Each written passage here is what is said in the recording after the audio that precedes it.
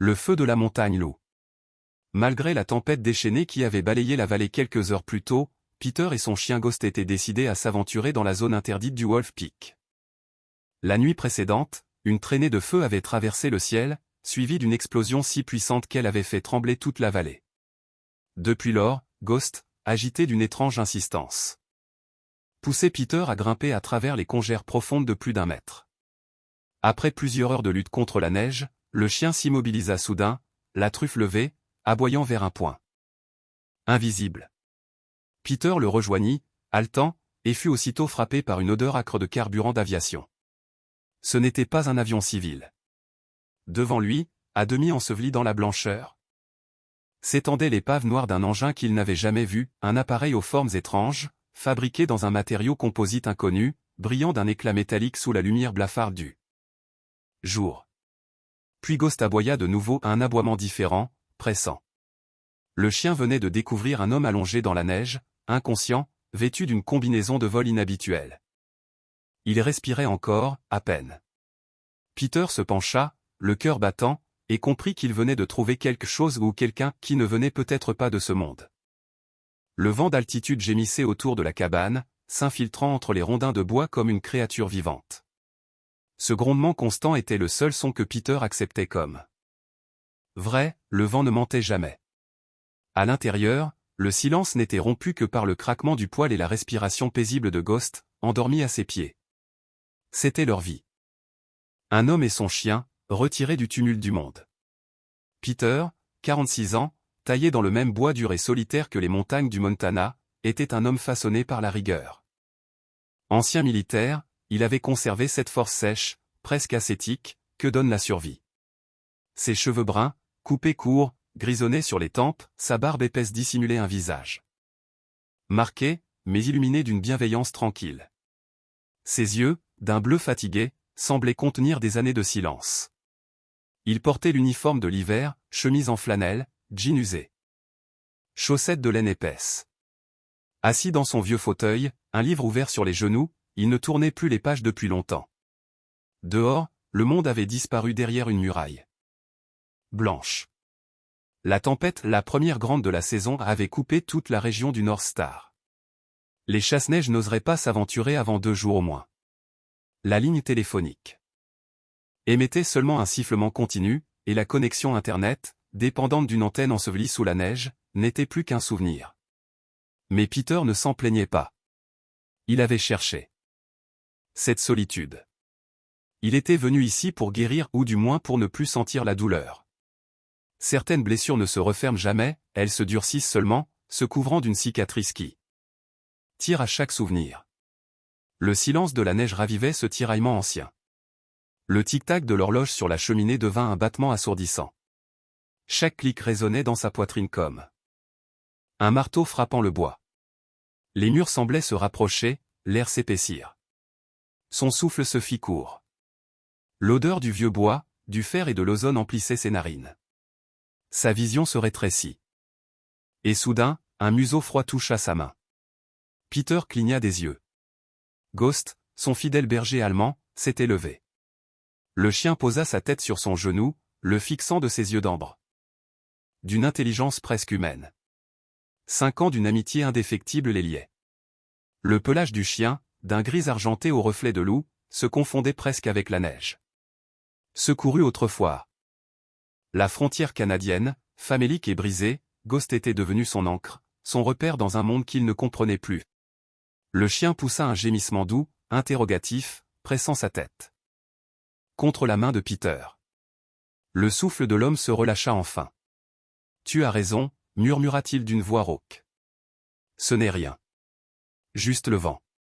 Juste la neige. » Ghost, rassuré, soupira et se coucha de nouveau, posant son menton sur la botte de son maître. Le lien était intact. Peter se leva, s'étira, et s'approcha de la fenêtre. D'un geste lent, il essuya la buée du verre glacé.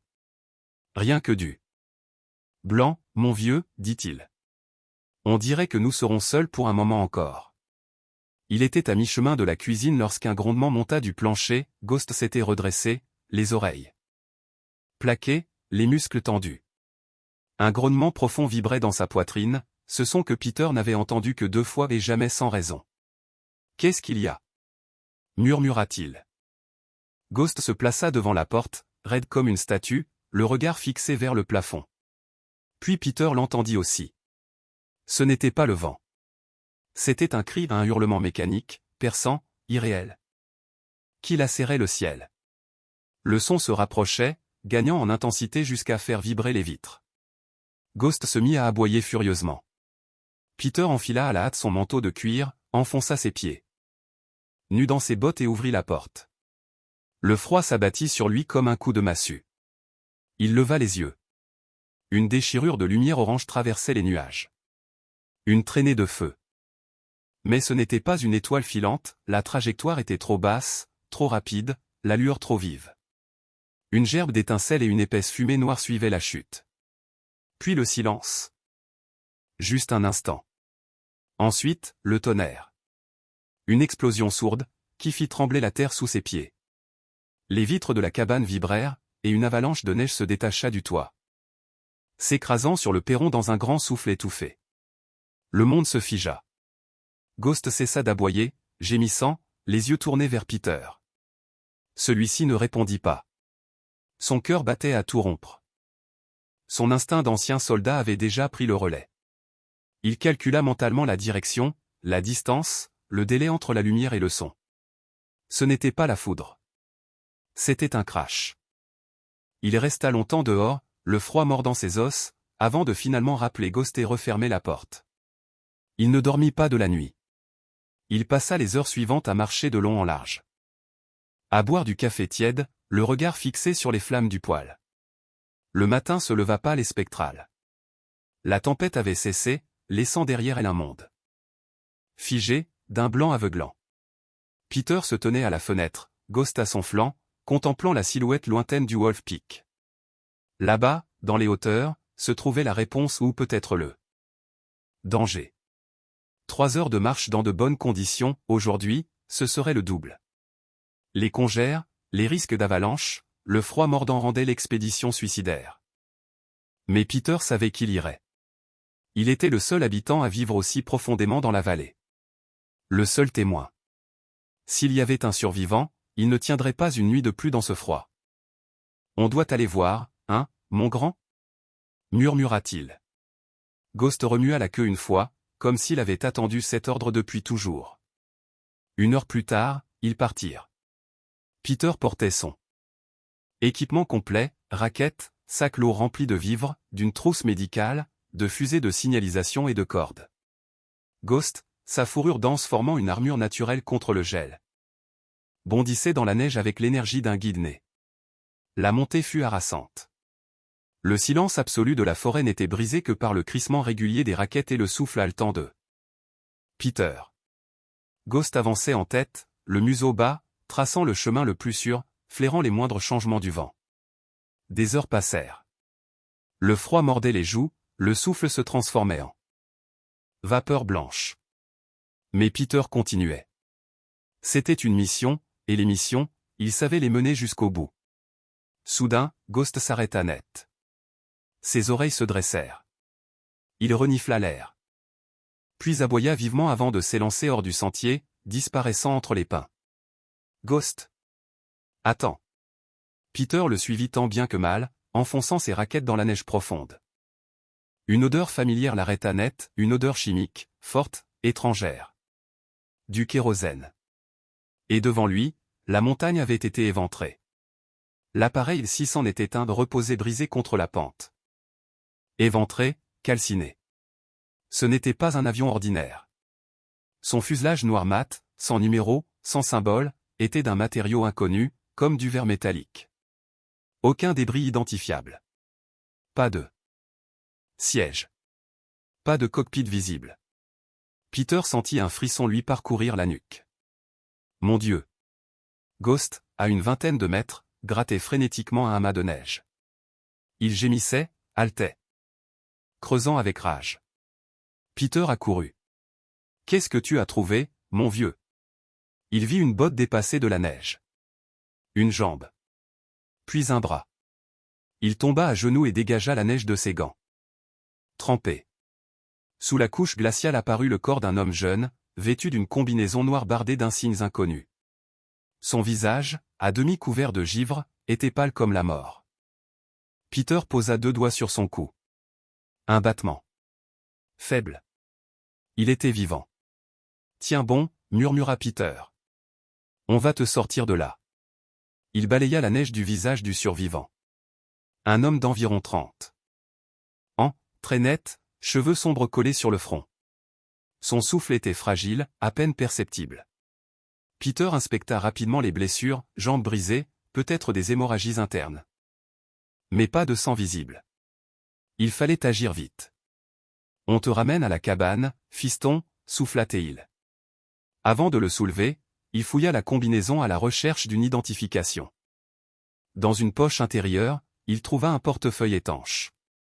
À l'intérieur, une carte, fine comme une lame métallique, couverte de symboles étranges qu'il ne reconnut pas. Peter leva les yeux vers le ciel gris. Le vent s'était levé de nouveau. Ghost, immobile à ses côtés, fixait la montagne, les oreilles en arrière. Quelque chose d'autre approchait. Dans la langue étrange que Peter ne reconnaissait pas, un mot, écrit en caractères romains, revenait clairement, Lucas. L'homme, à demi enseveli dans la neige, gémit d'une douleur profonde, gutturale, lorsque Peter tenta doucement de le bouger. Tout va bien, murmura Peter d'une voix calme, posée, la même qu'il utilisait pour apaiser Ghost pendant les orages. Je t'ai, d'accord? On va te ramener à la maison. Le chien.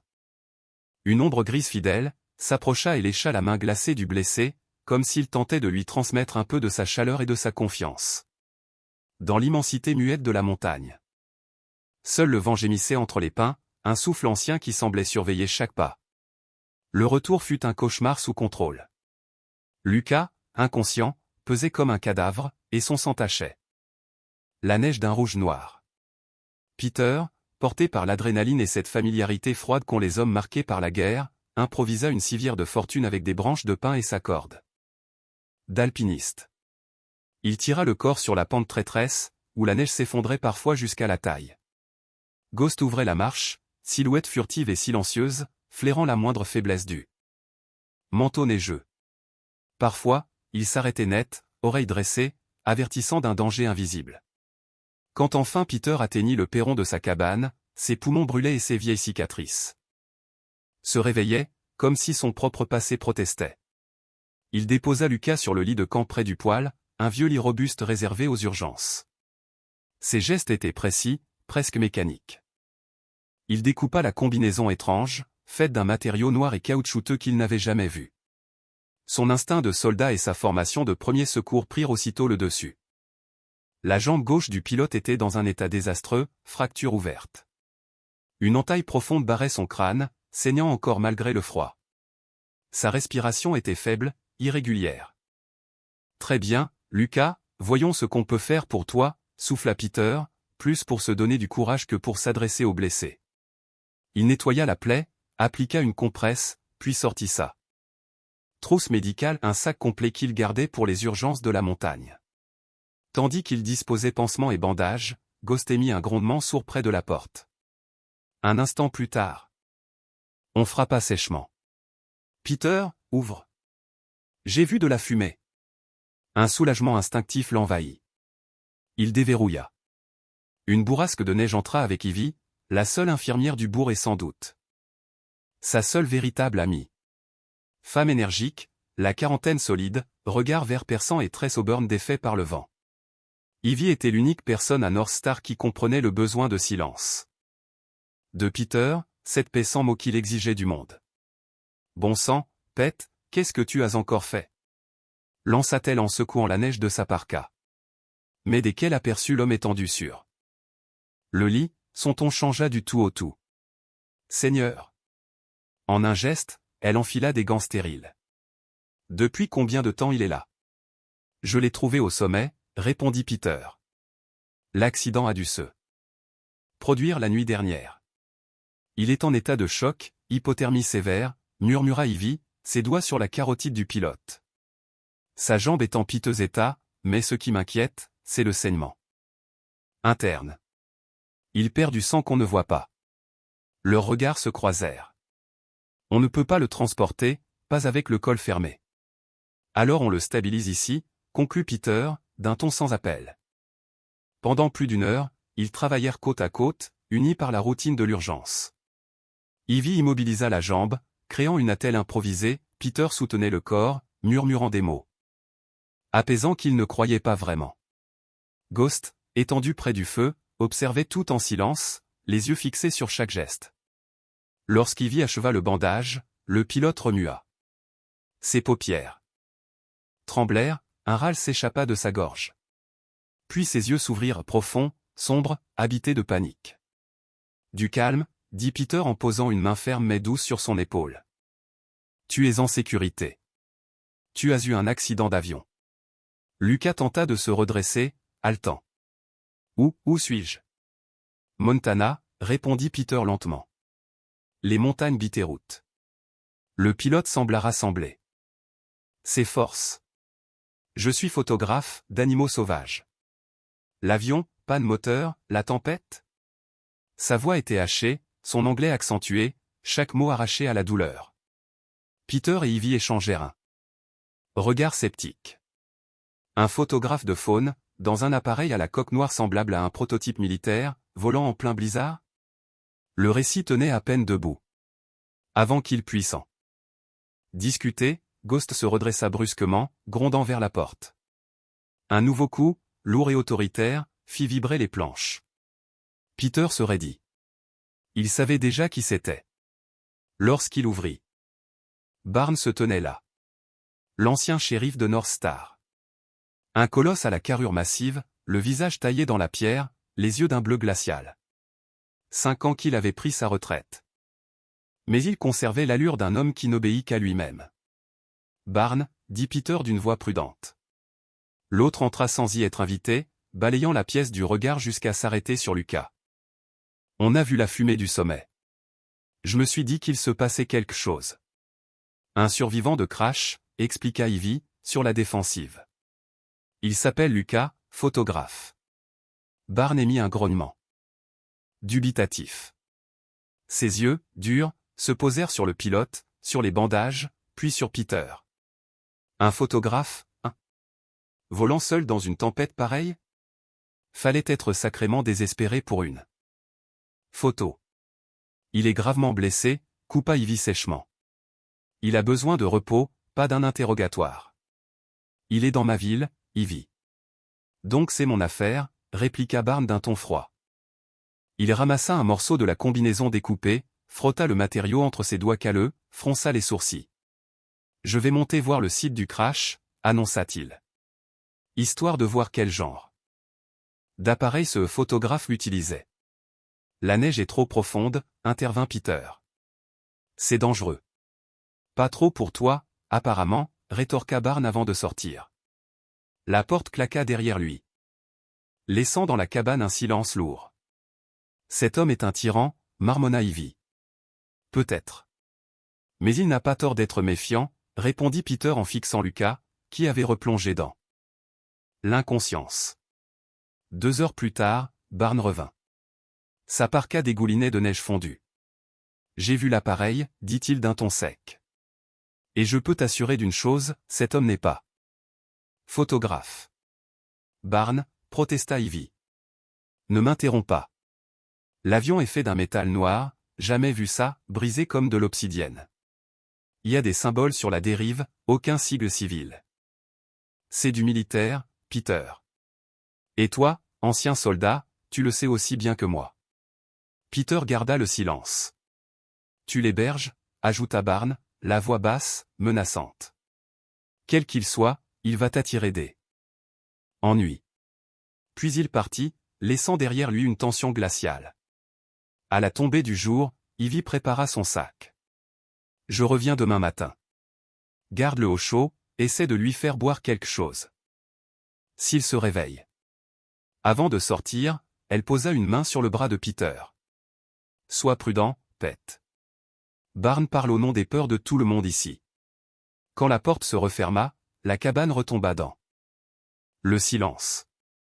Le feu crépitait doucement, et le vent faisait gémir les volets. Peter s'assit, pensif. Les paroles de Barnes tournaient dans sa tête. Tu sais que j'ai raison. Oui, il le savait. Son instinct de soldat hurlait. Il regarda Ghost, qui le fixait en retour, comme s'il partageait son trouble.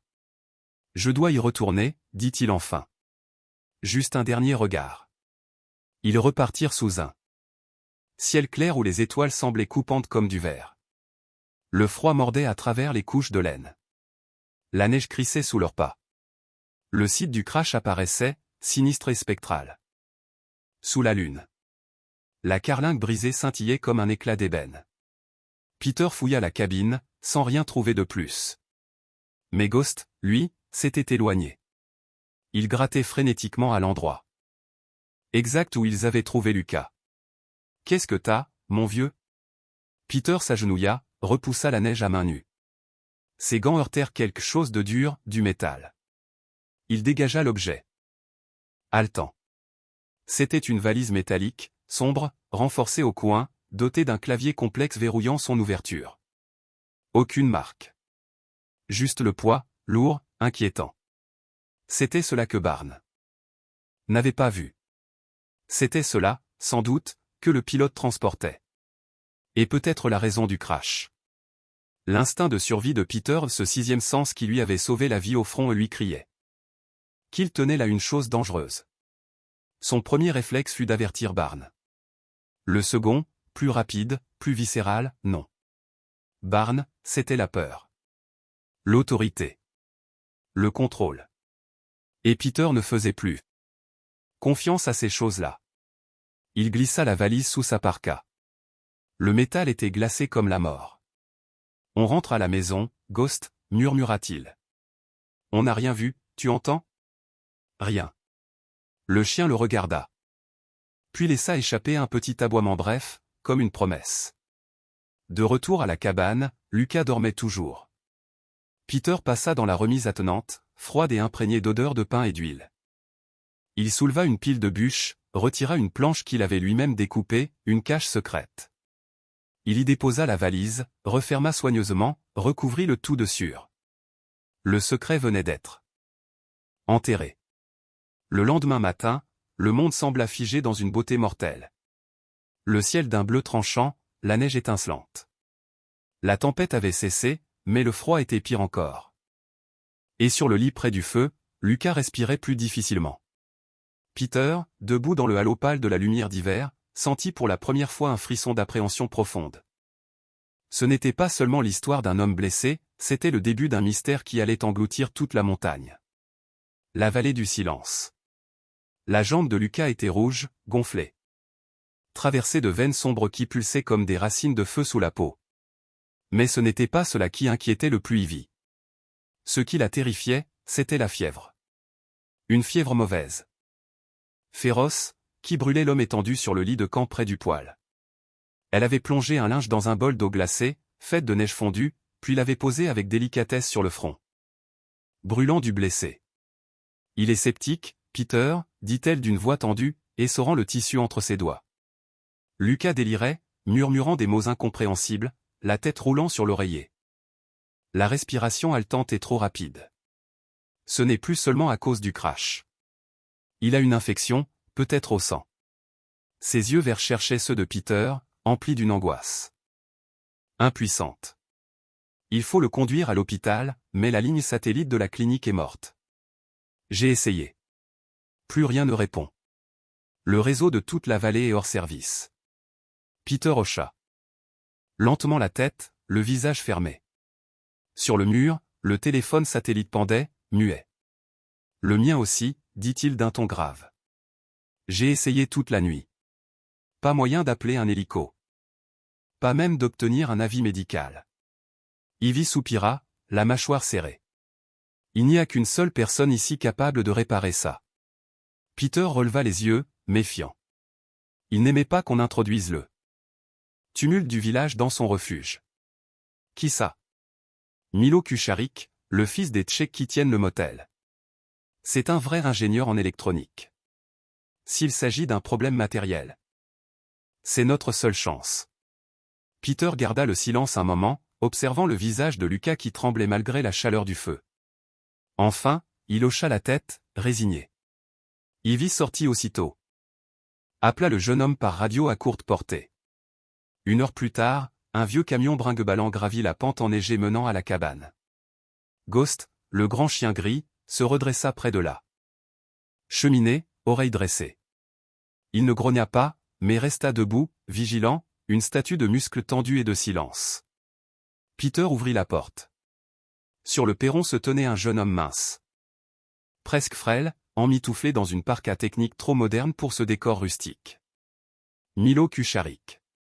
25 ans à peine, un visage anguleux, des cheveux sombres en bataille et des yeux intelligents mais nerveux derrière de grosses lunettes. Fils d'immigrés, enfant discret revenu d'université pour s'enterrer dans cette vallée oubliée. Il serrait contre lui une lourde mallette d'outils. Ivy m'a appelé, dit-il d'une voix basse, regardant tour à tour Peter et le chien. Le hub principal est mort? Et votre téléphone aussi? Entre, fit Peter. Milo entra, hésitant. Ses bottes crissant sur le plancher. Son regard tomba sur le corps étendu sur la couchette. Il blêmit, détourna les yeux sans rien dire. Le chien, demanda-t-il prudemment. Il ne te fera rien. Répondit Peter d'un ton neutre. Tant que tu restes tranquille. Ghost ne le quittait pas du regard, tel un gardien silencieux. Le téléphone est là, dit Peter, désignant le mur. Milo retira sa parka. Révéla des gestes rapides, précis, un mélange d'angoisse et de compétence. Il ouvrit le panneau, connecta un petit appareil de diagnostic. Ce n'est pas le terminal, murmura-t-il pour lui-même. L'alimentation passe bien. Le problème vient du récepteur, sur le toit. Soit il est gelé, soit la parabole est désalignée. Tu peux réparer, demanda Peter, les bras croisés. Peut-être. Il faut que je vérifie la boîte de jonction principale, dehors, près du générateur. Si le câble a été cisaillé par la tempête, je devrais ressouder les connexions. Pendant qu'il travaillait, Ivy continuait de veiller sur Lucas, essuyant la sueur de son front, écoutant sa respiration de plus en plus faible. Le pilote murmurait des mots sans suite. Voda, Molen, va. Zima. Peter. Entendait seulement le langage universel de la douleur. Mais Milo, lui, se figea net. Ses mains cessèrent de bouger, le tournevis glissa de ses doigts et heurta le sol dans un fracas métallique qui résonna dans la cabane. Peter se tourna brusquement vers lui. Qu'est-ce qu'il y a? Rien, balbutia Milo, se penchant pour ramasser l'outil. Je me suis juste fait peur. Mais ses mains tremblaient. Son visage avait perdu toute couleur. Lucas gémit à nouveau, des mots étranglés franchissant ses lèvres. Onisu. Oniraju. Pomozimi. Milo eut un sursaut. Ses yeux se dilatèrent. Il lança un regard paniqué vers Ivy et Peter, qui le fixaient sans comprendre. Rapidement, il retrouva un ton professionnel. Le boîtier de jonction est à l'extérieur, du côté nord. Près du générateur. Il faut dégager la neige autour, sinon je risque de griller tout le système. Allez-y, s'il vous plaît, je dois tester la mise à la terre. L'explication paraissait logique. Peter, pressé de rétablir la ligne, attrapa sa pelle. Ivy, prends un nouveau bol de neige, celui-là est tiède, dit-il. Elle hocha la tête et le suivit dehors. Ghost, garde, ordonna Peter avant de franchir la porte. Le chien ne bougea pas. Ses yeux d'argent restaient fixés sur le jeune homme. Dès que la porte se referma, Milo bondit vers le lit. Il tomba à genoux, le souffle court. Tsi Odnachi, murmura-t-il fébrilement. Les paupières de Lucas battirent, un éclat de lucidité perçant le brouillard de la fièvre. Sa main jaillit, agrippant le col de Milo. DAH, Pomozimi. Aide-moi. Qui es-tu? Souffla Milo, la voix tremblante. Qu'était cet avion? Oni l'a ju, ils mentent, halta Lucas. Ils disent espion. Je ne suis pas. Je suis ingénieur, comme toi. Ils m'ont abattu. Qui? Qui t'a fait ça? Mes collègues, répondit Lucas dans un râle. Astérisque, j'ai découvert ce qu'ils faisaient. L'expérience, un crime. J'ai pris les preuves. Ils me traqueront. Ils doivent pas trouver la valise. Molimba, je t'en supplie. Le sang quitta le visage de Milo. Ce n'était plus un simple accident. C'était quelque chose d'immense, de dangereux. Pourquoi moi? Demanda-t-il, brisé. Lucas le fixa, son regard s'adoucissant malgré la douleur. Il te regarde comme moi. Milo comprit. Il pensa au regard froid des bûcherons au dîner, aux rires étouffés dans son dos, à la manière dont on le tolérait sans jamais l'inviter. Un étranger. Utile, mais jamais des leurs. Lucas, agonisant, venait de lui tendre un miroir. Deux exilés, séparés par la neige. Réunis par un même silence. S'il te plaît, murmura encore le pilote avant que sa poigne ne se relâche. Le bruit des pas sur le perron fit sursauter Milo. Il bondit, regagna le terminal juste au moment où la porte s'ouvrait, laissant entrer un vent glacial. Tout est dégagé, annonça Peter, secouant la neige de son manteau. Ghost n'avait pas bougé. Mais un grondement sourd, presque imperceptible, vibrait dans sa poitrine. Milo, dos tourné, rangeait déjà ses outils. C'est fichu, dit-il d'une voix étranglée. Comment ça? Le récepteur principal a dû être foudroyé ou fracturé par la glace. La lentille est morte.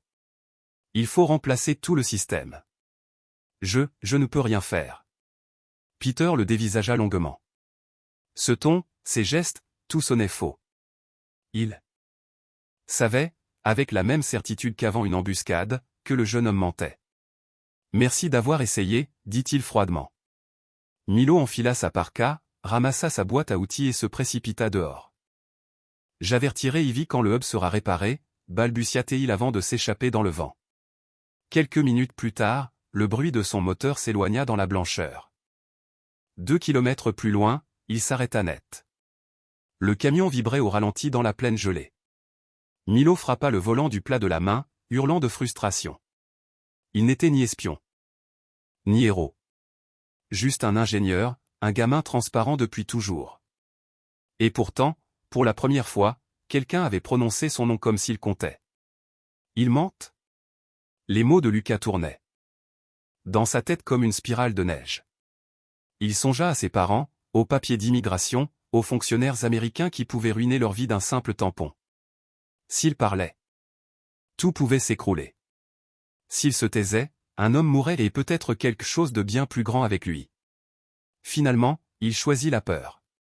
Il se convainquit qu'il n'avait rien vu, rien entendu. Que tout cela n'était qu'un délire d'étranger. Il remit le moteur en marche et prit la route du village, fuyant vers une sécurité illusoire. Dans la cabane, le temps semblait suspendu. La fièvre ne faiblissait pas. Le vent hurlait dehors, secouant les murs de rondins comme un avertissement du ciel. Peter et Ivy vivaient dans une attente étouffante, celle d'un miracle, ou d'un désastre. Les jours passèrent. Le mensonge de Milo resta dans l'air, aussi froid et tranchant que la neige qui s'accumulait dehors. Peter savait. Il sentait au fond de lui que quelque chose de plus sombre se cachait derrière ce silence électronique. Lucas, lui, survivait à peine. Sa peau brûlait, sa respiration se faisait sifflante. Ivy, épuisée, changeait les compresses, vérifiait le pouls, murmurait des prières qu'elle ne croyait pas vraiment. Les antibiotiques qu'elle avait n'étaient plus suffisants. Il ne tiendra pas, Peter, dit-elle au matin du 3e jour. La voix plate, éteinte. Ce qu'il a en lui, ça gagne du terrain. On ne peut plus rien faire ici. Comme pour répondre à cette détresse, un bruit monta de la vallée. Le ronflement familier d'un moteur fatigué, peinant dans la neige. Ghost se redressa aussitôt, ses poils hérissés, ses yeux d'argent fixés sur la porte. Il ne grognait pas, il annonçait. Peter posa une main sur sa tête. Je sais, mon vieux. Un coup bref retentit à la porte. Quand Peter ouvrit, Milo se tenait là, les traits tirés, les yeux cernés d'ombre. La peur et le remords se lisaient sur son visage. La tempête n'était pas terminée ni dehors, ni entre eux. Chapitre, le signal du sommet. Ivy. Appela Peter. Le jeune homme sur le seuil balbutia en levant un petit outil. Aux formes étranges, un éclat de métal tremblant entre ses doigts. J'ai réfléchi, j'ai lu les schémas de ton système. Il y a peut-être un moyen, un contournement câblé. Je pourrais amplifier le signal en utilisant l'antenne locale, mais je dois vérifier le câblage interne. Ce n'est qu'une hypothèse, mais ça pourrait marcher. C'était un bon mensonge, plausible, technique, enveloppé dans le langage de la bonne volonté. Entre, dit simplement Peter, la voix sans chaleur. Milo franchit le seuil, essayant d'afficher un professionnalisme qu'il ne ressentait pas. Ses yeux, cependant, trahirent son intention, ils glissèrent aussitôt vers le lit où reposait Lucas. Il posa sa mallette d'outils près du terminal mural, à quelques pas du malade. Ghost, le grand chien gris, ne bougea pas d'un pouce. Son corps entier, tendu comme un arc, vibrait d'une vigilance absolue. Ses yeux d'argent suivaient chacun des gestes de Milo. « Peter, j'ai besoin d'aide !» cria Ivy depuis la cuisine. « Il faut que je fasse bouillir plus de neige pour les compresses, ce seau est trop lourd. » Peter jeta un regard à Ghost, puis à Milo, qui feignait de s'intéresser au fil. Dans le mur. Ghost, reste. Le ton ne laissait aucune place à la désobéissance. À peine Peter eut-il disparu dans la cuisine que Milo passa à l'action. Il s'accroupit près du lit, le dos tourné haut. Chien, les mains tremblantes. D'une voix étouffée, il murmura dans leur langue natale. Nemogu. Je t'ai menti. Le téléphone, je ne peux pas le réparer. Ils ne me font pas confiance. Les paupières de Lucas frémirent, un instant de lucidité perça le brouillard de la fièvre. Il reconnut son compatriote. Koffé, souffla-t-il. Onaj Vojnik, le soldat Olga, il a la valise. Je l'ai vu. Milo pâlit. GDE? Où? Murmura-t-il. Mais déjà les yeux de Lucas se roulaient, la fièvre reprenant son emprise. Dans un dernier souffle, il murmura. Radionica, l'atelier. Avant qu'il puisse ajouter un mot, un grondement sourd se fit entendre, pas un son, mais une vibration qui fit frissonner le plancher. Milo se figea. Lentement, il tourna la tête. Ghost n'était plus couché près du feu. Il se tenait derrière lui, à moins d'1 mètre, immobile, les muscles tendus, le regard fixe. Il ne montrait pas les crocs. Il ne grognait pas. Il observait. Ses yeux, froids et intelligents, semblaient juger Milo comme un tribunal silencieux. Il disait, « Je t'ai entendu. Je sais. » Milo recula, les mains levées comme pour apaiser une bête sauvage. Gentil chien, bon chien. Ghost ne bougea pas. Il était la frontière vivante entre la vérité et le mensonge. Quand Peter revint, tenant une lourde marmite d'eau bouillante, il comprit la scène. En un coup d'œil, Milo, blême, plaqué contre le mur, Ghost, debout entre lui et le lit. « Tout va bien ?» demanda Peter d'un ton calme, presque doux. « Oui, oui, tout va bien. Je vérifiais juste les fils. » « Mais ça ne marchera pas, » dit Milo d'une voix brisée. Ghost ne broncha pas. Peter savait que le chien n'agissait jamais au hasard. En 3 ans de solitude partagée. Il l'avait vu joueur avec les daims, protecteur envers Ivy, impitoyable face à un coyote piégé. Mais jamais il n'avait vu cela, une froide, méthodique contenance humaine. La confiance que Peter plaçait dans Ghost était absolue. Et Ghost n'avait jamais eu tort. Milo, tremblant, rassembla ses outils. Il savait qu'il n'irait pas plus loin aujourd'hui. Mais il reviendrait. Il devait obtenir la mallette. C'était sa seule chance, sauver Lucas, ou se sauver lui-même. Le retour de Milo. Le lendemain, il revint. Peter l'attendait sur le perron. Ghost à ses côtés, silhouette d'acier au seuil de la porte. « Que veux-tu, Milo ?» demanda Peter. Sa voix se perdit dans le souffle glacé du vent. « Je crois savoir ce qui ne va pas. » répondit Milo d'un ton faussement assuré. Le relais du village est hors service, je l'ai, mais, j'ai pensé à l'avion. Peter ne dit rien. L'avion, reprit Milo, pointant le sommet. Il était de haute technologie. Il devait avoir un enregistreur de vol, une boîte noire. Ces dispositifs ont leur propre source d'énergie, leur propre protocole de communication. Si je peux la retrouver, je pourrais utiliser son émetteur pour contourner le système du village et envoyer un signal de détresse, pour Lucas. Peter le fixa longuement. Le vent faisait gémir les pins autour d'eux. Une boîte noire, répéta-t-il. Oui, fit Milo avec empressement. Elle serait dans une petite mallette renforcée, lourde, conçue pour résister au crash. Peut-être projetée hors du fuselage. Avez-vous vu quelque chose de ce genre? Peter sentit la vérité s'enfoncer dans son esprit comme un éclat de glace. Milo venait de décrire exactement l'objet qu'il avait dissimulé sous les planches. Du cabanon. L'objet que Lucas, dans sa fièvre, avait mentionné. L'objet que Milo ne pouvait connaître que s'il avait parlé avec lui. Le mensonge venait de se fermer sur lui-même. Et il serait fatal. Ghost s'avança lentement, quitta le côté de son maître et s'immobilisa au centre du porche. Il se plaça entre deux, de profil, sa carrure dressée comme un rempart. Il ne regardait pas le cabanon. Il fixait Milo. Peter suivit le raisonnement muet du chien. Ghost ne protégeait pas seulement la maison, il gardait un secret.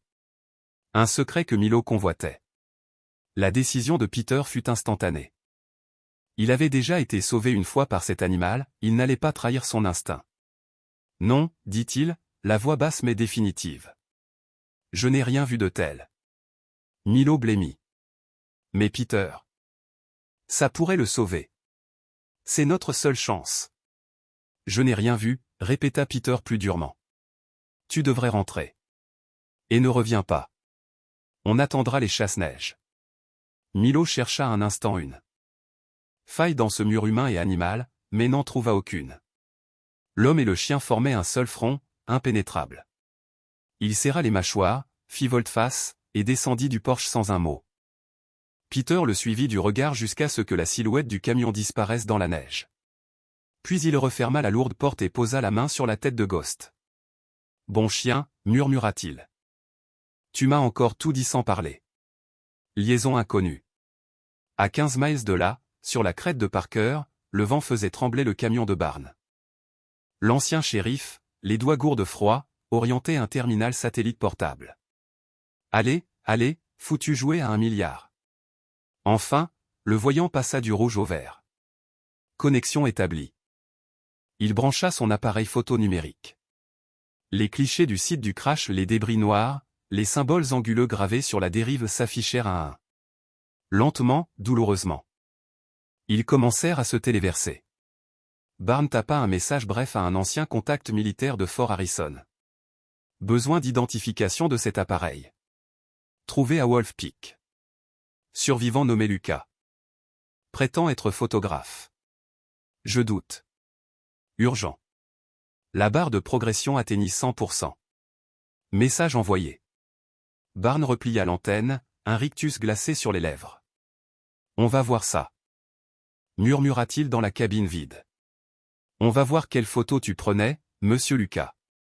L'avalanche et la fièvre. Le monde commençait à dégeler. Mais rien ne guérissait. 2 jours après la dernière visite de Milo, la température monta juste assez pour transformer la neige en une masse lourde et traîtresse. Les branches se brisaient dans la forêt avec le claquement sec d'un fusil. Le risque d'avalanche était à son comble. Dans la cabane, l'air sentait le métal et la fièvre. Lucas se consumait. Sa conscience s'étiolait.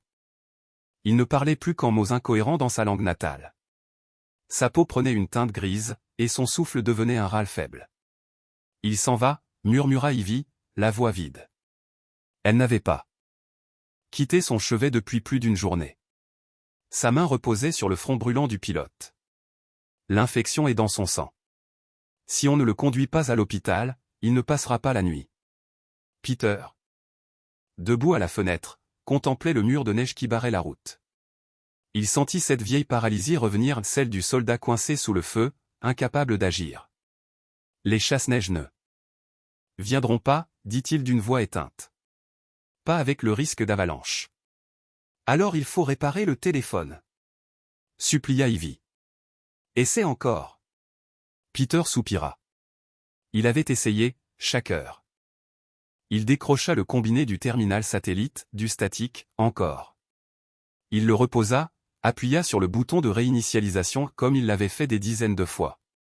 Ghost, couché à ses pieds, émit un gémissement. Et soudain, l'écran du petit téléviseur, resté blanc et muet depuis 5 jours, clignota. Peter et Ivy se figèrent. Une image floue apparut, un présentateur local. La voix hachée par les interférences. La pire tempête depuis 1993. Les autorités demandent à tous les habitants de rester chez eux. On a un signal, dit Peter, la voix tendue.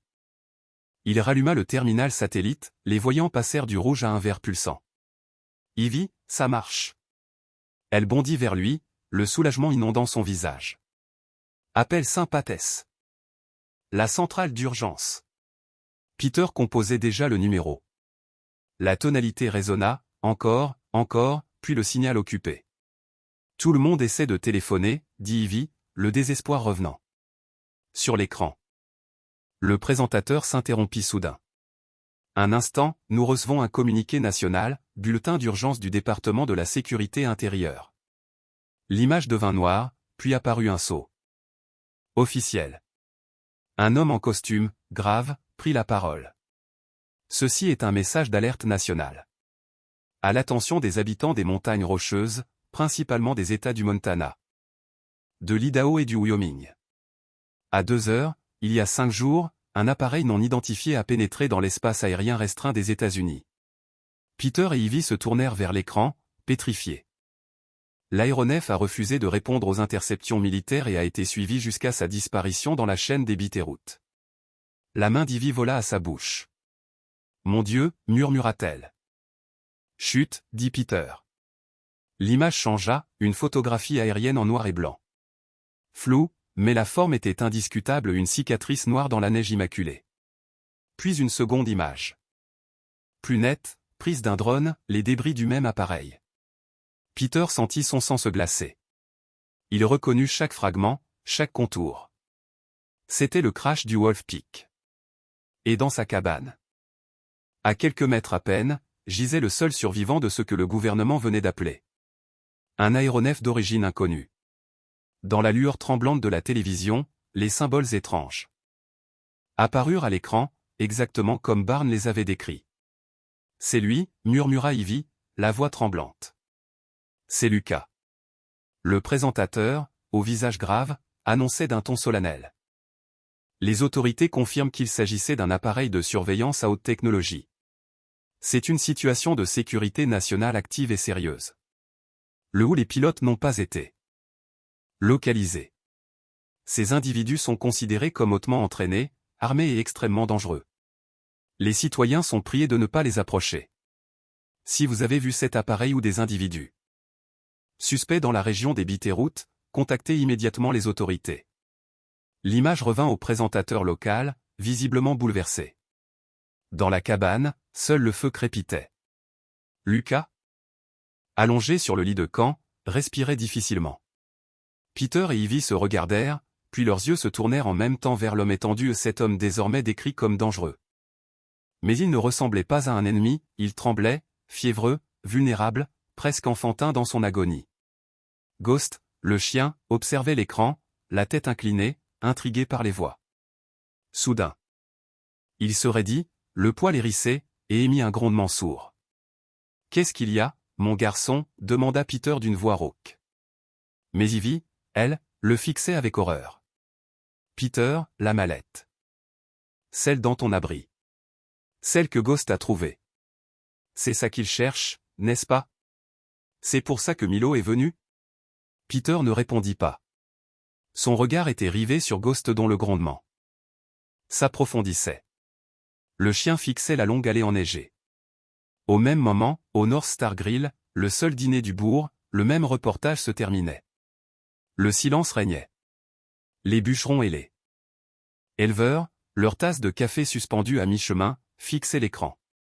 Barnes, assis seul dans une banquette, tenait une tasse vide entre ses mains. Un sourire lent, sinistre, de pure vindication se dessina sur son visage. Il avait reçu la confirmation de son contact militaire 1 heure plus tôt, la diffusion publique ne faisait qu'officialiser ce qu'il savait déjà. J'en reviens pas. Souffla Hank, un des bûcherons, livide. Un espion, un fichu espion ici. Les murmures se muèrent en panique. C'est donc ça qui s'est écrasé sur la montagne. Vous avez entendu? Armé, dangereux. Et il est là-haut, chez Peter. Barnes vida sa tasse d'un trait et se leva. Sa haute silhouette dominait la pièce. L'ancien shérif reprenait naturellement son rôle de chef. Fermez-la, gronda Teil. Le silence tomba aussitôt. Vous avez tous entendu. Je l'ai su dès la première minute, dès que j'ai vu les débris. Et notre cher Peter, il le cache. Mais Peter est un vétéran, protesta quelqu'un. Peter n'est pas net, trancha Hank. Il vit là-haut comme un ermite avec son loup. Probablement un sympathisant. Non, répondit Barnes d'une voix de pierre. Pas un sympathisant. Compromis, ou idiot. Peu importe. Ce qui compte, c'est qu'on a un agent ennemi sur notre montagne. Le col est fermé, les fédéraux ne peuvent pas venir. C'est à nous d'agir. Il désigna Hank, puis Jim. Un rancher silencieux. Vous deux, prenez vos fusils. On va chercher ce pilote. Pas question de laisser un espion étranger infecter notre ville. Les hommes acquiescèrent sans hésiter. La peur venait de se transformer en colère, et Barnes leur offrait un but. Les chaises raclèrent le plancher, les manteaux s'enfilèrent. On doit se protéger, lança Barnes d'une voix glaciale. C'est notre devoir. Dans la cabane, Ghost grondait sans discontinuer. Peter comprit enfin pourquoi. Un son lourd, régulier, se rapprochait. Les moteurs d'un convoi. Pas le ronron de la camionnette de Milo, mais les rugissements profonds de V8 lancés dans la neige. Il écarta le rideau. Son cœur se serra.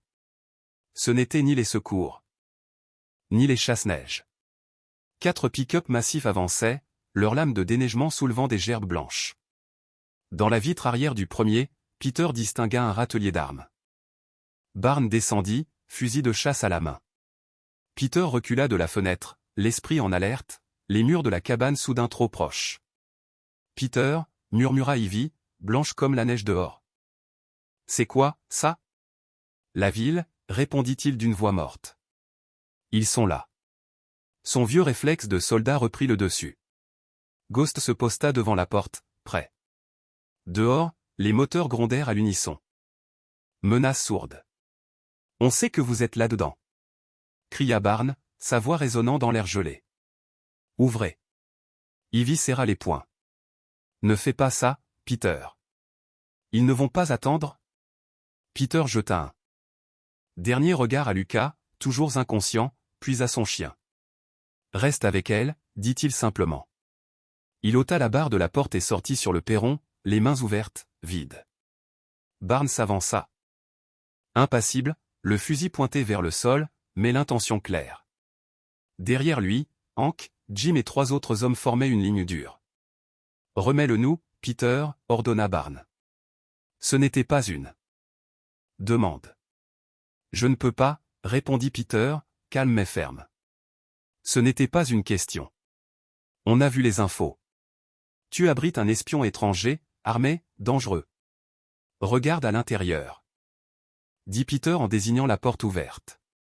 Ghost se tenait là, silhouette grise dans l'encadrement, les yeux braqués sur Barnes. Ce n'est pas un espion. C'est un patient.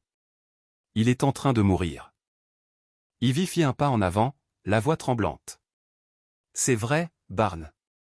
Vous me connaissez tous. Il est gravement infecté. Le déplacer le tuerait. Ce n'est une menace pour personne. Hank s'avança d'un pas, le visage tendu. C'est ce que tu dis, Ivy. Mais le gouvernement dit qu'il est dangereux. Et lui, il le cache depuis des jours. C'est un homme, s'écria Peter, sa voix se fissurant. Quoi qu'il soit, c'est un être humain. Il est malade. On le conduit aux autorités, trancha Barnes. Ce n'est plus ton affaire. Il fit un pas vers la cabane puis un autre bruit monta du fond de la route, un moteur plus petit, plus nerveux. La camionnette de Milo. Elle se glissa, cahotante, entre les énormes 4x4. Milo descendit, tremblant. Il regarda Barnes, les armes, puis Peter. La peur brillait dans ses yeux, une peur d'animal piégé. Peter la reconnut. Ce n'était plus une chasse à l'espion, c'était une chasse à l'homme. « Écoutez-moi » lança Peter d'une voix basse mais pressante.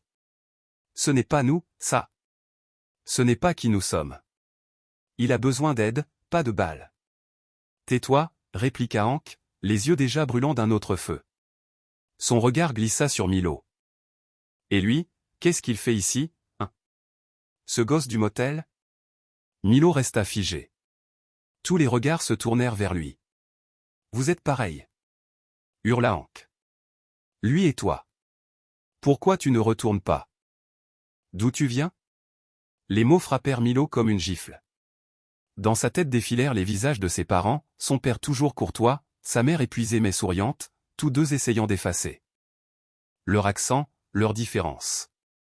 Et lui, le fils brillant qui réparait tout, mais qu'on ne conviait jamais au feu de camp. L'exclusion polie, silencieuse, permanente. Et maintenant, il venait de lui dire en face, il n'appartiendrait jamais à leur monde. Une phrase résonna dans sa mémoire, prononcée par Lucas dans son délire, « Il te regarde, comment ?» Alors, quelque chose se figea en lui. La peur se mua en pierre. S'il le voyait comme l'ennemi, il allait l'être. Personne ne remarqua quand il se glissa dans l'ombre. Toute l'attention restait braquée sur Peter et Ghost, le chien prêt à bondir. Milo longea la maison, le souffle court.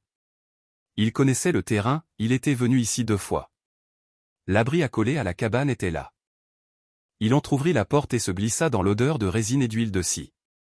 À tâtons, il écarta les bûches empilées et trouva la planche disjointe.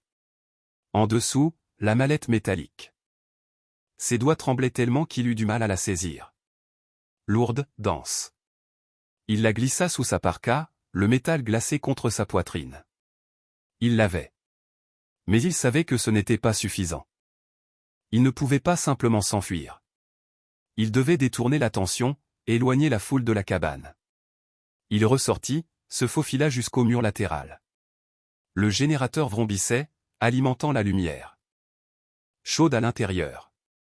À côté, le grand boîtier électrique, qu'il connaissait par cœur. C'était lui qui l'avait réparé un hiver, quand Peter s'était retrouvé sans électricité. Il en connaissait les failles. Il sortit un tournevis isolé de sa ceinture. Ses mains tremblaient, mais son esprit était d'une clarté glaciale. Devant, Peter et Barnes s'affrontaient encore. Ghost grognait. Un rempart vivant. Milo inspira profondément, puis enfonça le tournevis entre les 2 bornes principales.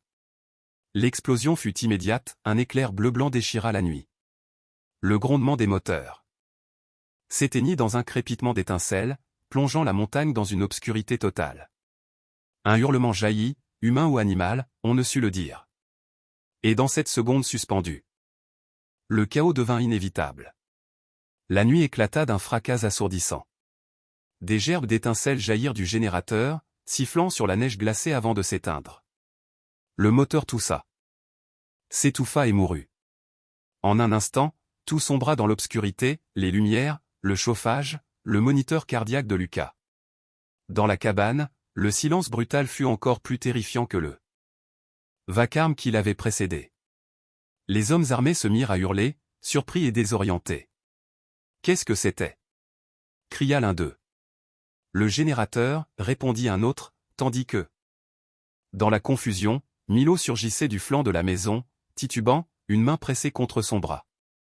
Son visage exprimait une panique calculée, presque théâtrale. L'odeur d'ozone piquait ses narines. « Il m'a attaqué !» hurla-t-il d'une voix étranglée. C'est Lucas. Il s'enfuit.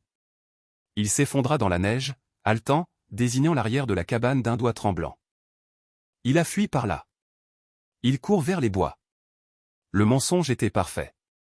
Il correspondait exactement à ce que tous craignaient, le dangereux espion avait repris des forces, saboté le générateur et s'était échappé. Barnes resta figé. Son esprit tournoyait, cherchant à comprendre. Il regarda Peter, stupéfait, puis la boîte de dérivation encore fumante, puis Milo, recroquevillé. Gênant dans la neige. Hank, Jim, par derrière. Rugit Barnes, reprenant d'un coup toute son autorité. Il file vers la forêt. Ne le laissez pas s'échapper. La bande, galvanisée par cette nouvelle mission, s'éparpilla en hurlant, piétinant la neige dans sa course frénétique autour de la cabane. Avant de partir, Barnes lança à Peter un dernier regard brûlant de colère. C'est ta faute, gronda-t-il avant de disparaître dans la nuit. Peter resta sur le perron, figé, le souffle coupé. Une terreur glacée s'insinuait dans ses veines. Ivy, dans l'embrasure de la porte, étouffa un sanglot. Lucas? Ce n'est pas possible. L'homme qu'ils avaient recueilli, si faible qu'il ne pouvait lever la tête, venait soudain d'attaquer Milo et de s'enfuir? C'était impensable. Dans le chaos, Peter croisa un instant le regard de Milo. Un regard trop lucide, trop calculé. Et dans cette fraction de seconde, Peter comprit. Ce n'était pas une évasion. C'était une trahison. Les cris des hommes s'éloignèrent, se perdant dans les bois. La cabane retomba dans un silence angoissant. Peter sentit son esprit s'emballer, le générateur, la panne, le mensonge de Milo. Peter? Le chat? Appela Ivy d'une voix tremblante. Il se précipita à l'intérieur. Tout était plongé dans une pénombre lourde. Les braises mourantes du poêle projetaient une lueur rouge sur les murs. Le moniteur cardiaque s'était tu. Le lit de camp était vide. Peter sentit le sang se figer dans ses veines. Il traversa la cuisine en courant. La porte arrière, celle qui donnait sur l'abri à bois, était entr'ouverte. Une mince ligne de lumière grise découpait le sol. Milo n'avait pas inventé l'évasion, il l'avait réalisée. Il avait enlevé Lucas. Il l'a pris, murmura Peter d'une voix plate. Glaciale. Sans perdre une seconde, il attrapa son lourd sac d'hiver, vérifia le fusil appuyé près de la porte. Ses gestes étaient mécaniques, précis, guidés par l'instinct. « Qu'est-ce que tu fais » s'écria Ivy, blême, en le rejoignant. Il a pris Lucas, et la mallette, répondit-il en harnachant son sac. Je vais les retrouver. Attends. Les téléphones. Le réseau, s'écria Ivy, reprenant soudain ses esprits. Le satellite fonctionne. Je peux aller jusqu'à la clinique et il y a une radio là-bas. Je pourrais prévenir l'hôpital de Missoula, la police de l'État. Peter s'arrêta net. Elle avait raison. Lui était un pisteur, elle, leur seule liaison avec le monde extérieur. Va, dit-il gravement. Barre la porte. Ne parle à personne. Utilise la radio et...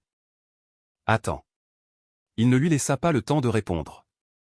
En un instant, il était dehors, Ghost sur ses talons.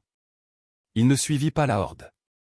Il fit le tour de la maison et repéra aussitôt les traces dans la neige, deux empreintes distinctes.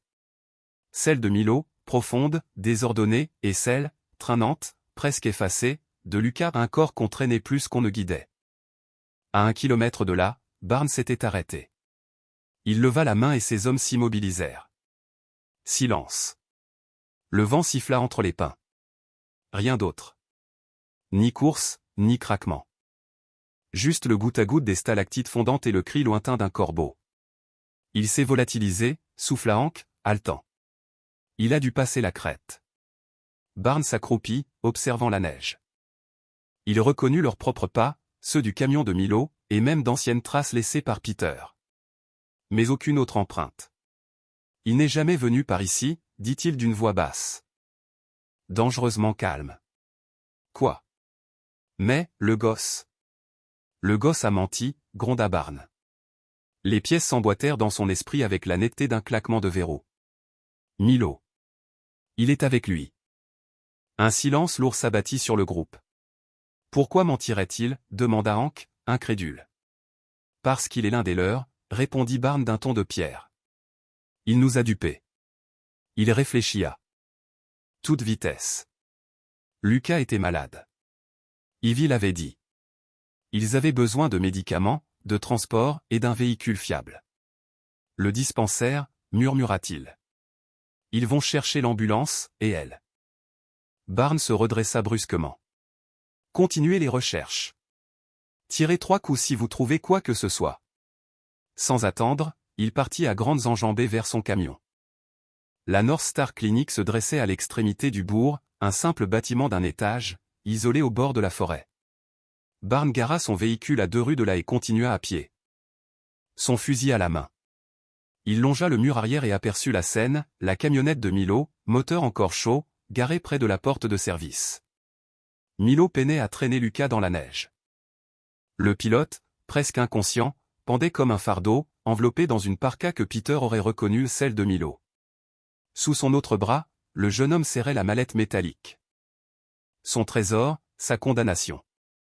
On y est, souffla Milo, haletant. Encore quelques mètres, Lucas. On aura des antibiotiques.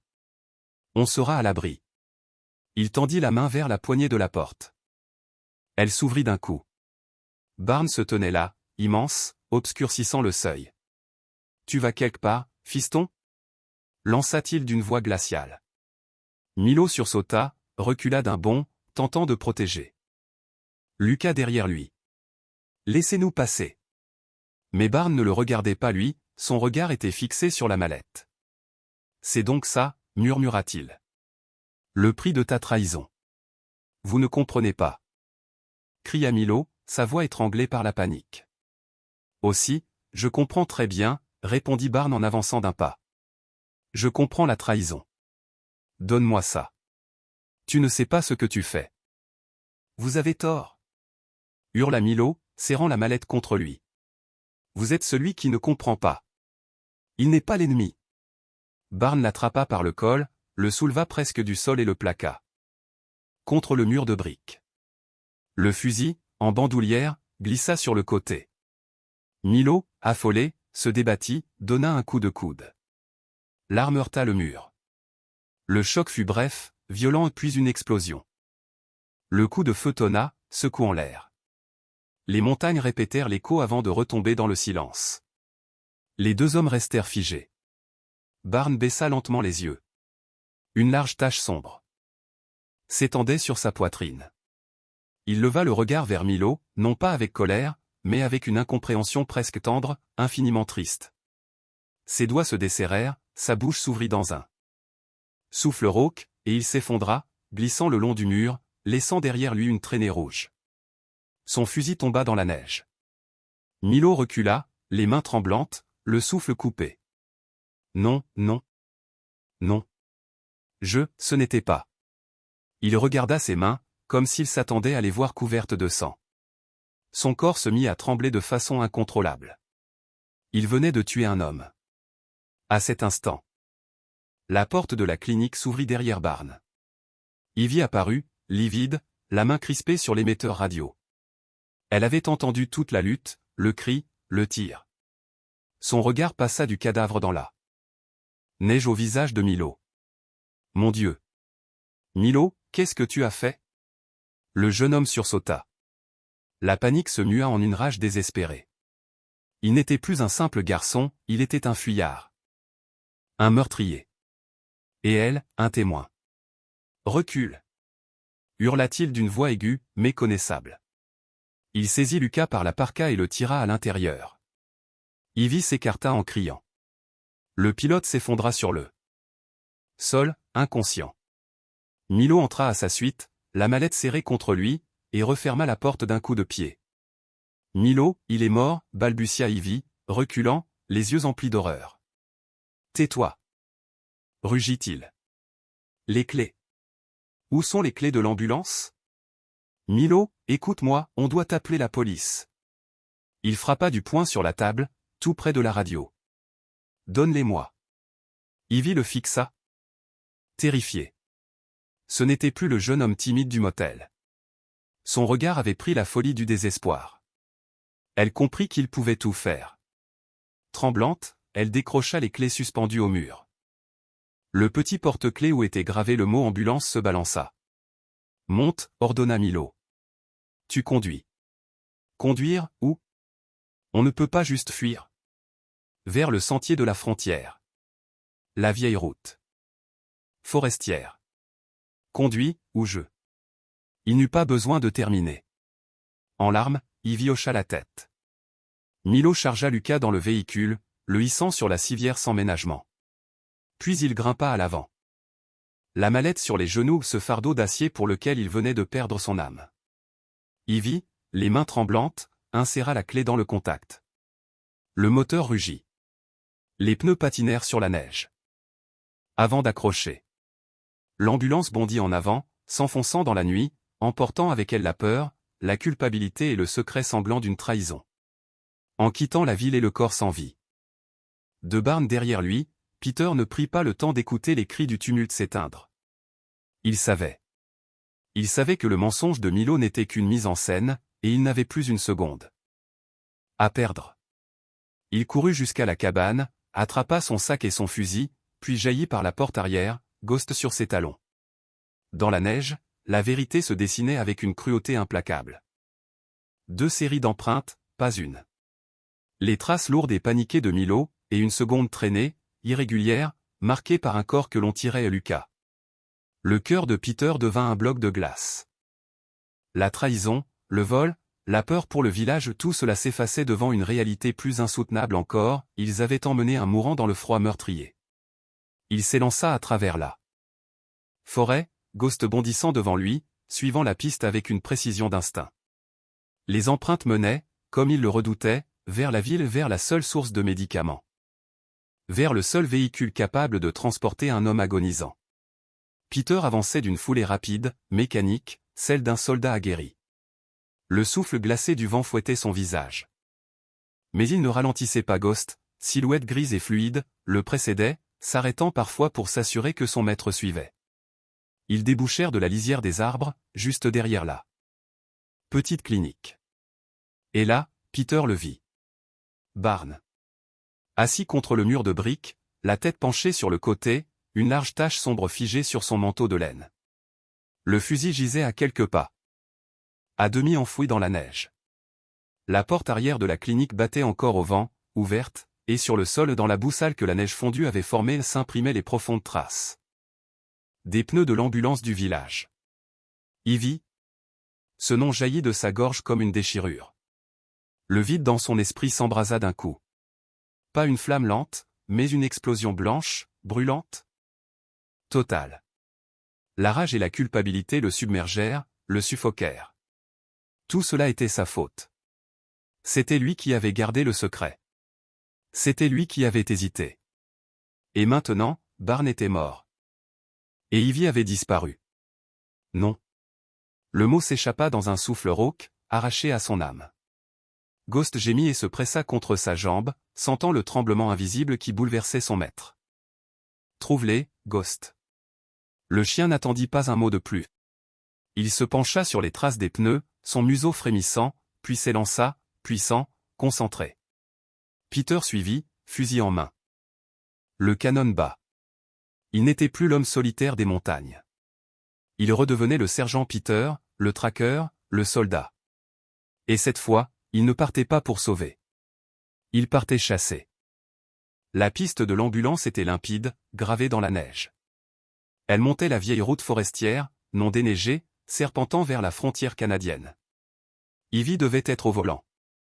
Sa peur visible dans chaque dérapage, chaque virage mal négocié. Le monde se réduisit à cette traque. Le froid mordait sa peau, son souffle formait des nuages rapides, chaque craquement de branche résonnait comme un piège qui se referme. La douleur du passé s'infiltra dans le présent. Le vent coupant, le poids du fusil, le goût métallique dans sa bouche, tout lui rappelait d'autres terrains. D'autres montagnes, d'autres missions. Son trouble post-traumatique ne dormait jamais, il tomba sur lui comme un voile, effaçant le réel, aiguisant les ombres. Ghost devint son éclaireur. Son équipe entière, et la colère sa seule arme. Soudain, Ghost s'arrêta net. Museau levé, oreille dressée. Peter s'abaissa dans un geste réflexe, le regard balayant l'horizon. Devant eux. L'ambulance était là, nez planté dans une congère, la portière du conducteur grande ouverte. Ils sont à pied, murmura-t-il. Ghost renifla, capta une nouvelle direction. 3 silhouettes désormais. 3 trajectoires précipitées dans la neige. Peter se détourna du sentier, se mit à longer la pente, invisible parmi les arbres. Son pas redevint celui du chasseur, fluide, silencieux, calculé. Et, chose terrible, une étrange sérénité l'envahit. Ce terrain-là, il le connaissait. Cette peur-là, il savait la dompter. La peur s'effaça, remplacée par un calme d'acier. Ghost le regardait parfois. Inquiet. Son maître ne sentait plus le bois, la fumée, ni la patience mélancolique des soirs d'hiver. Il sentait le fer, la sueur, et quelque chose d'ancien et d'inhumain. « Avec moi, garçon !» ordonna Peter d'une voix brève. Ils atteignirent le sommet d'une crête. En contrebas, un large cirque enneigé s'étendait. 3 ombres s'y détachaient, lentes, titubantes, Milo tirait Lucas. Et Ivy les suivait, affaiblie, vacillante. Peter se mit à genoux. Le mouvement était parfait, instinctif. Il posa son fusil sur un tronc tombé, ouvrit le cache de la lunette, régla son souffle. Le monde entier se contracta dans le cercle de verre. Et soudain, la neige ne fut plus de la neige. C'était de la poussière brûlante. Le vent n'était plus celui des pins, mais celui d'un désert où résonnait un appel à la prière. Dans sa lunette, il ne vit plus Milo ni Ivy mais 3 silhouettes en robe sombre, tirant un otage blessé. Son cœur ralentit. Il connaissait cette scène. C'était celle d'un jour qu'il n'avait jamais vraiment quitté. Il aligna sa cible, le traître, celui qui avait conduit son équipe à l'embuscade. Son doigt glissa sur la détente, le métal froid sous sa peau. Ghost sentit le changement avant même le bruit. Son maître ne respirait plus. Il était pétrifié, empoisonné par sa propre rage. Le chien gémit, inquiet. Peter n'entendit rien. Dans son esprit, il n'y avait plus que la croix de la lunette. Un aboiement bref, tranchant, retentit. Couché. Siffla Peter, d'une voix venimeuse. Mais Ghost bougea. Il bondit, fourra brusquement. Son museau humide contre la main crispée de Peter. Le coup partit presque. Peter jura, repoussa l'animal. Reprit la visée. Se concentra. Ghost revint cette fois avec tout son poids. Il se glissa sous le bras de Peter, leva le canon vers le ciel. Un gémissement désespéré s'échappa de sa gorge, un son si pur, si angoissé, qu'il fendit l'illusion. La poussière s'effaça. Le désert disparut. Le vent redevint celui des pins.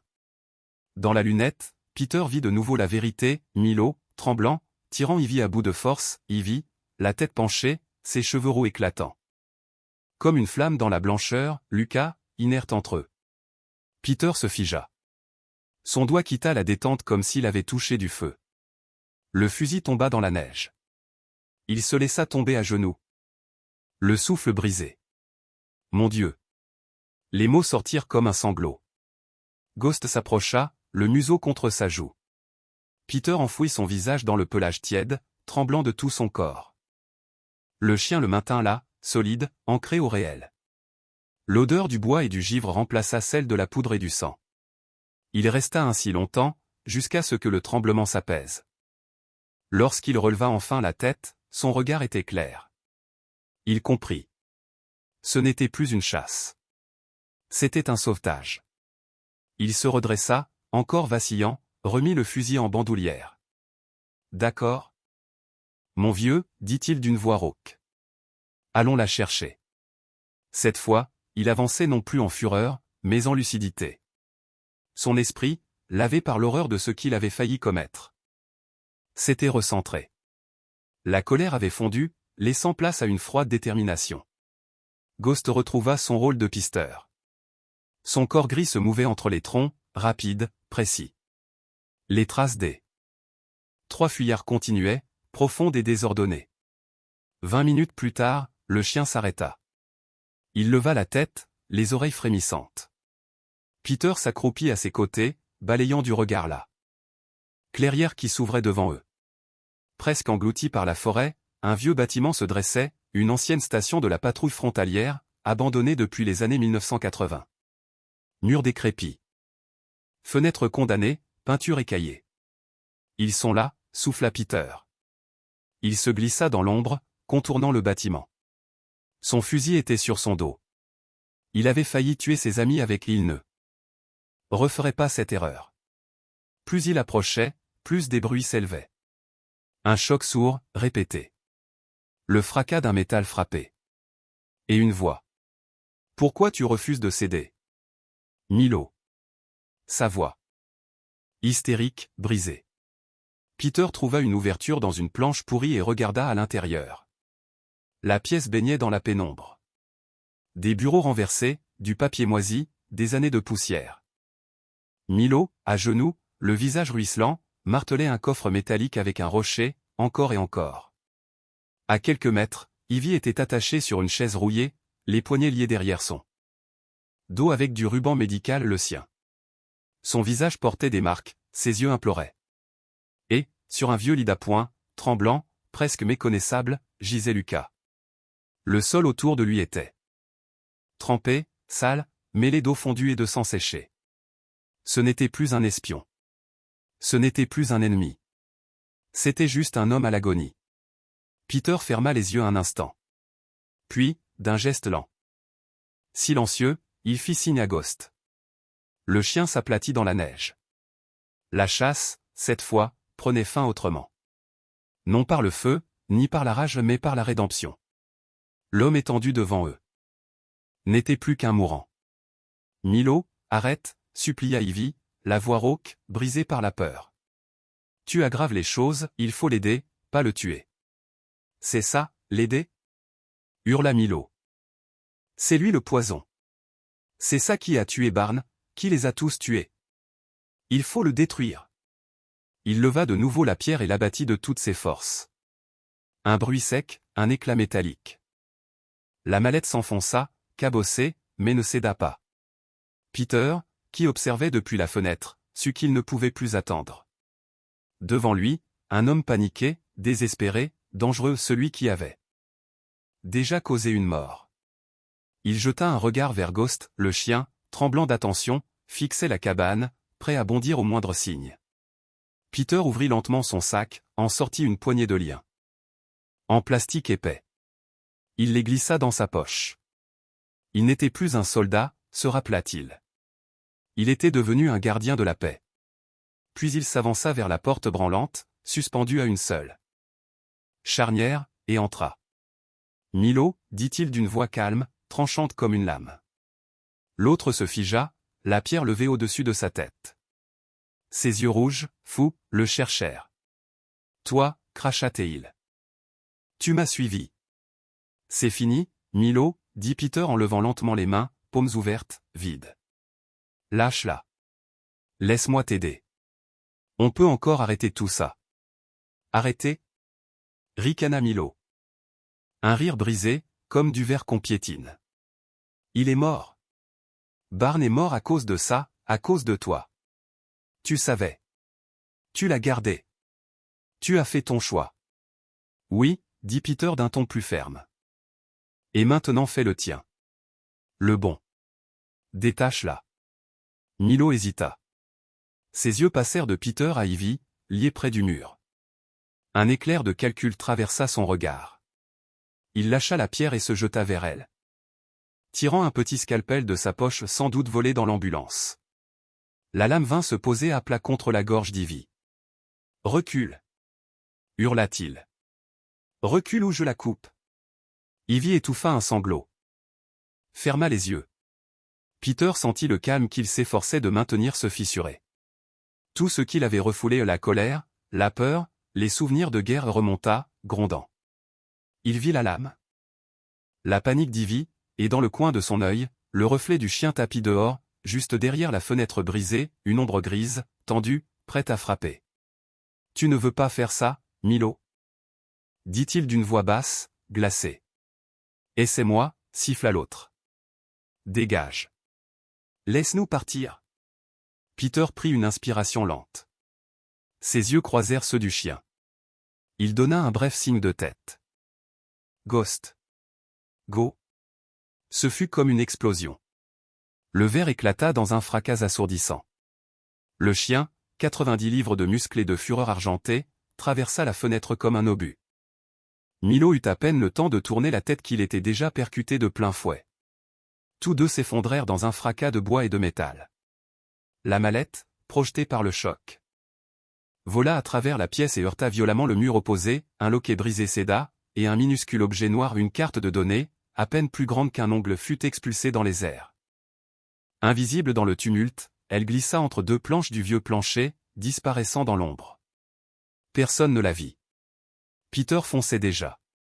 Milo, hurlant, se débattait sous Ghost, dont les crocs étaient enfoncés dans son bras armé du scalpel.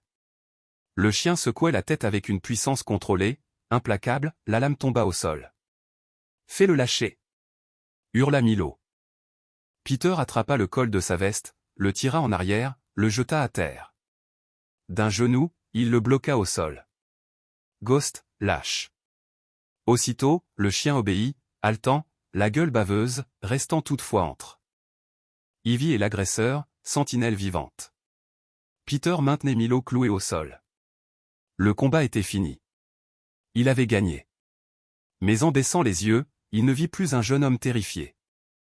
Il vit un autre visage, celui d'un ennemi ancien, celui de l'homme qui avait conduit son unité dans une embuscade, celui qui lui avait pris son frère d'armes, celui qui avait commencé toute cette tragédie. Le sang battait dans ses tempes. Le calme froid du soldat disparut, remplacé par cette rage brûlante qu'il croyait enterrée. Ses mains glissèrent de la poitrine de Milo à sa gorge. « Tu l'as tué » murmura-t-il, la voix tremblante d'une fureur contenue. « Tu l'as tué, et tu as pris tout le reste. » Ses doigts se refermèrent. Milo s'étrangla, griffant les poignets de Peter. Ses yeux roulaient, sa bouche ouverte sans souffle. Peter n'était plus là. Il était de retour dans la poussière et le feu, dans un autre pays, un autre temps. Son esprit hurlait, élimine la menace. « Peter !» cria Ivy. « Non. Tu le tues. » Elle pleurait, sa voix brisant le brouillard rouge. Mais Peter ne l'entendait pas. « Peter !» aboya Ghost, 3 fois, aigu, frénétique. Le son le transperça. Ses yeux s'ouvrirent. Le rugissement dans sa tête s'éteignit. Il vit ses mains blanches, crispées sur la peau de Milo. Le visage du jeune homme était violet, déformé. Il lâcha prise comme s'il s'était brûlé et recula violemment, haletant, horrifié. Je. Milo s'effondra, aspirant une goulée d'air déchirante. C'est fini, Peter, souffla Ivy, les larmes coulant sur ses joues. C'est fini, tu l'as. Peter la regarda, vidé. Il avait failli recommencer, failli se perdre à nouveau. Ghost vint poser sa tête contre sa main tremblante, un contact chaud, solide. Au loin.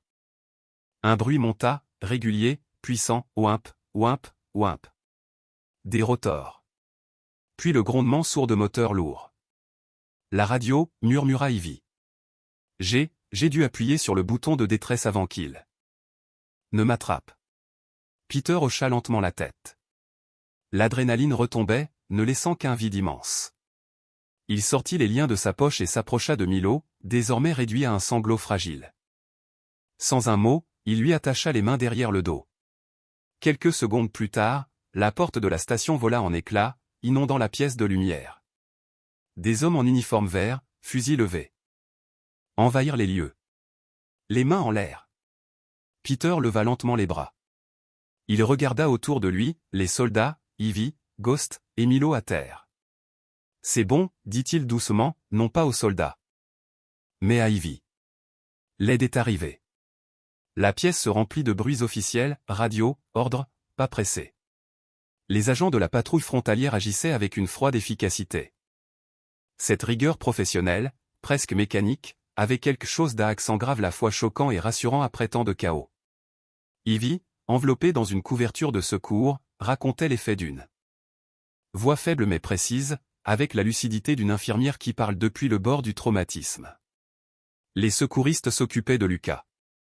Il respirait encore, à peine, mais ils avaient réussi à le stabiliser. On le hissa sur une civière, puis vers l'hélicoptère posé dans la clairière enneigée. Les pales soulevèrent une tempête de flocons. Milo, menotté, était assis au sol. Sa terreur hystérique s'était muée en stupeur vide. Il ne regardait personne lorsque les agents le relevèrent et l'emmenèrent. Peter resta en retrait, une main posée sur la tête de Ghost. Le chien, trempé et haletant, était la seule chose qui semblait encore réelle. On avait déjà pris son arme, recueilli son témoignage. Il n'était plus suspect, seulement un survivant. Monsieur, dit un agent avec respect, vous pouvez partir. Un officier va vous raccompagner, vous et mademoiselle Ivy. Peter hocha la tête. Dans la voiture chauffée de la patrouille, il s'assit en silence. Ivy à côté de lui, Ghost couché à leurs pieds, la tête sur le genou de Peter. Aucun mot ne vint. La petite ville de North Star était sous le choc. La mort de Barnes fut déclarée accident héroïque. Celle de Milo, ou plutôt son arrestation pour enlèvement, était le secret chuchoté à voix basse. Quant à l'homme étranger retrouvé dans la neige, on l'appelait simplement le pilote. La colère qui avait enflammé la foule s'était éteinte, remplacée par une stupeur lourde, un deuil sans direction. 3 jours plus tard, les déneigeuses rouvrirent le col, le monde recommença à tourner. Peter, debout devant l'ancienne station frontière, clouait une planche de contreplaqué neuve sur la fenêtre fracassée. Ivy l'aidait, silencieuse. Ghost tournait autour, reniflant l'air glacé. Le soleil bas de l'après-midi jetait sur eux une lumière pâle, presque tendre. Le vacarme du marteau résonnait contre les montagnes, se perdant dans l'immensité blanche. À chaque coup, Peter sentait le poids des jours retomber, la peur, la mort, la culpabilité. Et sous tout cela, une certitude nouvelle fragile mais réelle, il avait choisi la vie, cette fois. Ivy le regardait sans rien dire. Dans ses yeux, il y avait encore de la tristesse, mais aussi un éclat d'apaisement. Ghost, couché à leurs pieds, releva la tête, comme pour s'assurer que tout allait bien. Et pour la première fois depuis longtemps, Peter lui sourit. Dans la cabane désormais silencieuse, l'air avait retrouvé ce calme étrange qui suit les tempêtes.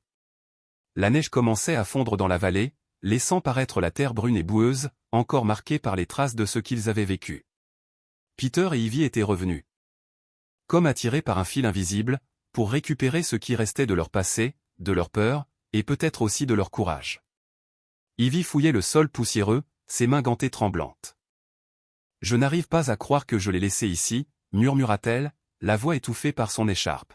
« C'était le médaillon de ma grand-mère. »« On va le retrouver, » répondit doucement Peter.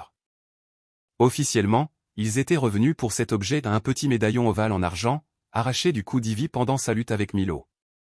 Mais, dans le silence épais de la pièce, tous deux savaient qu'il s'agissait d'autre chose. Ils étaient là pour affronter les fantômes, pour reprendre possession de cet endroit maudit où la peur avait tout envahi. Ivy fouillait près de la chaise où elle avait été attachée. Peter, lui, observait le mur, à l'endroit où la mallette s'était brisée. Son regard glissait sur le plancher, suivant la trace invisible du chaos. Soudain, il aperçut une lueur. Minuscule, presque imperceptible, un éclat sombre coincé dans la fente entre 2 lames de bois. Il s'agenouilla, le dos tourné à Ivy. Ce n'était pas le médaillon, mais une petite carte noire. Minuscule, fragile, dense. Une carte de données. Ses doigts trop épais ne pouvaient l'atteindre. Il sortit son outil multifonction, en déplia les pincées, avec une patience méticuleuse. Libéra la carte. Elle tomba dans sa paume si légère et pourtant si lourde de sens. « Je l'ai !» cria Ivy, la voix soudain joyeuse. Elle tenait le médaillon entre ses doigts, la chaîne brisée. Pendant au bout. Peter referma la main sur la carte. « Bien. Rentrons à la maison, » dit-il simplement. 2 semaines plus tard, la neige se retirait lentement des flancs de la montagne. Dans la cabane, tout semblait à nouveau paisible. Peter travaillait seul dans son abri de bois, devant un vieil ordinateur portable hors ligne. À côté de lui, un enchevêtrement de câbles, de lecteurs et d'adaptateurs trahissait des heures d'effort. Les gestes revenaient d'instinct ceux de son ancienne vie, quand il manipulait les secrets du monde. Il avait passé des jours à contourner le cryptage, ressuscitant ses compétences d'analyste en renseignement militaire. Enfin, il appuya sur « Exécuter ». L'écran clignota. Une arborescence de dossiers apparut. Peter ne l'ouvrit pas. Il resta un moment immobile, le souffle suspendu. Puis il retira la carte, ferma l'ordinateur et alla dans la pièce principale. Sur la table, il déposa le tout. Ivy était là, un mug fumant entre les mains. Ghost, le chien, dormait à leurs pieds, sa tête posée sur ses pattes, mais son regard attentif aux moindres émotions de ces humains. « Tu l'as trouvé. N'est-ce pas » dit Ivy. Ce n'était pas une question. Peter acquiesça. « Oui. »« Est-ce qu'on veut vraiment savoir » demanda-t-elle doucement. « Barn est mort, Milo est entre les mains du gouvernement fédéral, et Lucas, ils disent qu'il est stable, mais personne ne veut dire où il a été transféré. C'est fini, Peter. » Il la regarda longuement. « Est-ce vraiment fini ? J'ai besoin de comprendre. Je dois savoir ce pourquoi Barn est mort. Ce que j'ai failli tuer Milo pour défendre. » Il alluma l'ordinateur, rebrancha la carte, et ouvrit le premier fichier. Ce qu'il vit lui coupa le souffle. Ce n'était pas militaire. Pas de plan d'attaque, pas de code secret. Seulement un logo, Eterna Bio Research. Peter sentit un frisson remonter le long de sa colonne. Il connaissait ce nom. Une entreprise discrète, installée dans la vallée voisine, prétendant faire de la recherche agricole. En réalité, nul n'y entrait sans badge ni escorte armée. « Qu'est-ce que c'est » demanda Ivy en se penchant. Peter fit défiler les fichiers. Ses mains tremblaient. Des tableaux, des graphiques, des schémas. Des résultats de tests, des simulations de propagation aérienne. Des études sur des animaux infectés. Tout était méthodique, froid, inhumain. « Ce n'est pas une arme militaire, dit-il à voix basse. C'est bien pire. C'est biologique. Il testait un virus. » Il ouvrit un autre dossier à un journal de vol. Le nom de Lucas y figurait, accompagné d'un second fichier lié à un drone. Il compara les heures. Tout coïncidait. Ils ne l'ont pas abattu. Souffla Peter. Ils l'ont traqué. Ils essayaient de le forcer à atterrir, dans leur propre zone d'essai. Mais la tempête l'a dévié. Il s'est écrasé ici. Il ouvrit enfin le dernier document. Un rapport de sécurité interne. Lucas, ingénieur chez Eterna, avait découvert les expérimentations illégales. Il avait volé les données et tenté de les exposer. Les ennemis qu'il craignait n'étaient pas des soldats étrangers, c'étaient ses propres collègues. Ivy recula, livide. Mon Dieu, la ville, les animaux, l'eau. Ils testent ça ici ? Le silence s'abattit dans la cabane, glaciale. La vérité venait de balayer toute leur certitude. Ce n'était pas une histoire d'espionnage, ni de guerre entre nations. C'était une guerre pour le profit.